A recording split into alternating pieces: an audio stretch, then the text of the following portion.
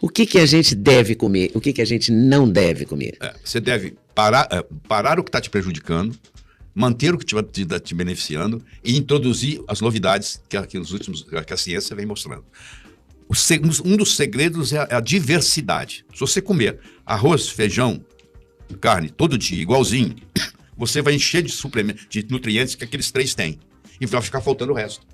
Porque eu tenho que ter uma fruta, eu tenho que ter um vegetal, para constituir todos os nutrientes. Não adianta eu ter 31 dentes na boca e faltar o meu incisivo central direito. Eu não tenho sorriso. Você entendeu? Posso ter 31 dentes, eu sei, mas está faltando o incisivo central direito, seu sorriso acabou. Concorda? Então, a pessoa pensa que está comendo bem, ela come todo dia a mesma coisa. E precisa de diversidade. Por isso que ela tem que ter vegetal, por isso que ela tem que ter fruta, por isso que ela tem que ter proteína, por isso que ela tem que ter carboidrato, por isso que ela tem que ter gordura. E aqui tem um problema muito sério, porque o povo, em geral, pensa que gordura engorda. Porque tem o mesmo nome, gordura, né? Não, o que engorda é carboidrato. Não é a gordura que engorda, é carboidrato que engorda. Mas o carboidrato eu acho que é o alimento mais consumido. Também porque não é só culpa da falta de informação ou do prazer de comer, é porque também é o mais barato. Né? Se você pensar que o macarrão, que o biscoito é mais barato que o brócolis. Não tem dúvida. E o povo não tem essa cultura também. Era preciso fazer uma aula de alimentação desde o colégio. Mas mesmo entre os profissionais não existe um consenso.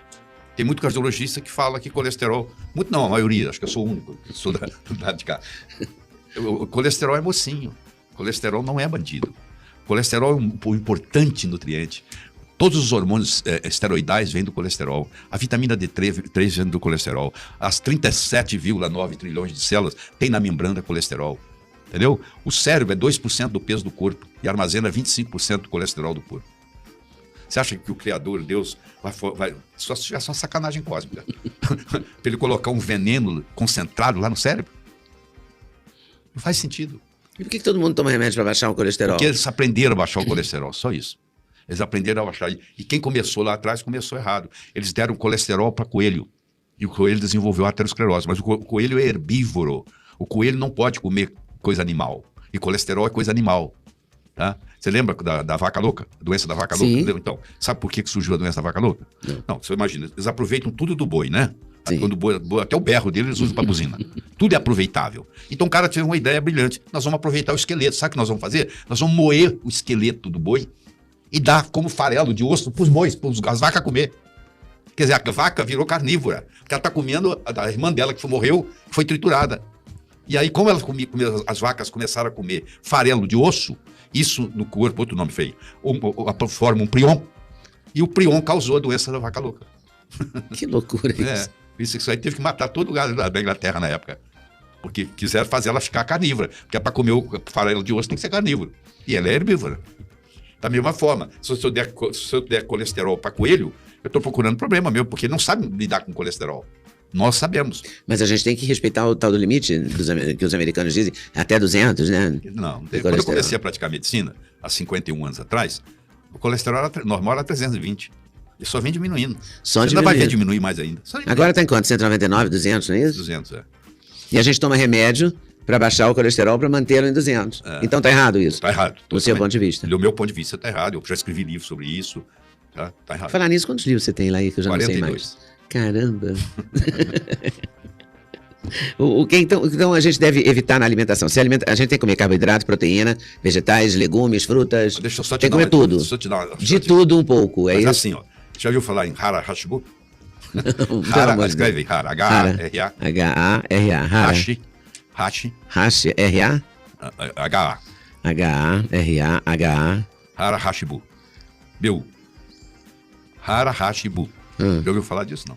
Hara Hashibu é uma técnica, já começou no Japão, onde você senta na mesa e não come só 80% do que você queria comer. Ou seja, você mata a fome, mas sai ainda com lugar para mais comida. Então, lá não tem mais gente longevo no mundo, que é na Okinawa, eles praticam o Hara Hashibu. E isso se espalhou pelo mundo. Você não pode comer para turrar.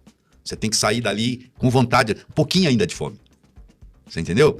E como lá nos ancestrais, quanto mais longe for uma refeição da outra, melhor. Você deve ter ouvido falar no jejum intermitente. Sim. Tá?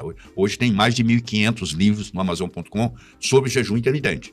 Quer dizer, se alguém tiver alguma dúvida, é só procurar. E fala-se que é uma técnica de sobrevivência. Sim, muito importante. Eu já entrevistei um médico cuja mulher teve câncer e ele receitou para ela fazer jejum durante, sei lá, 30 dias.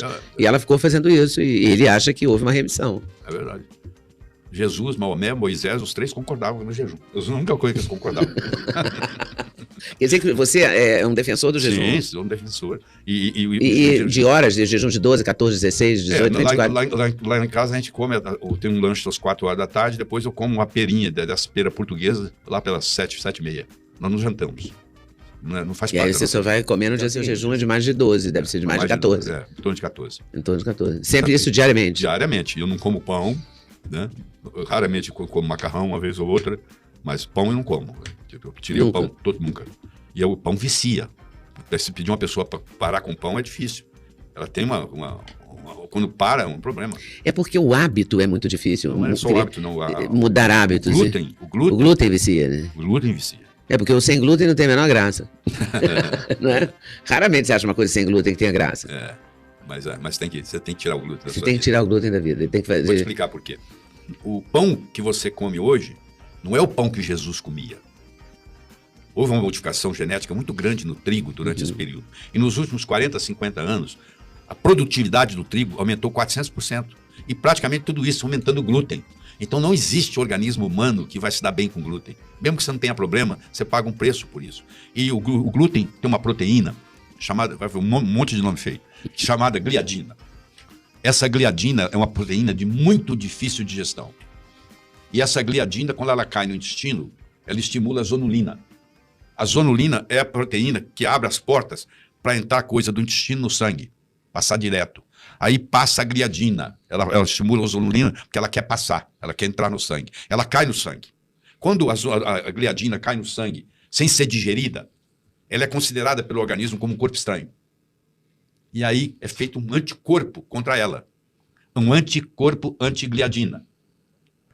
Por azar nosso, na cadeia peptídica da gliadina, tem uma cadeia de aminoácidos que, por azar nosso, a nossa tireoide também tem, parecida.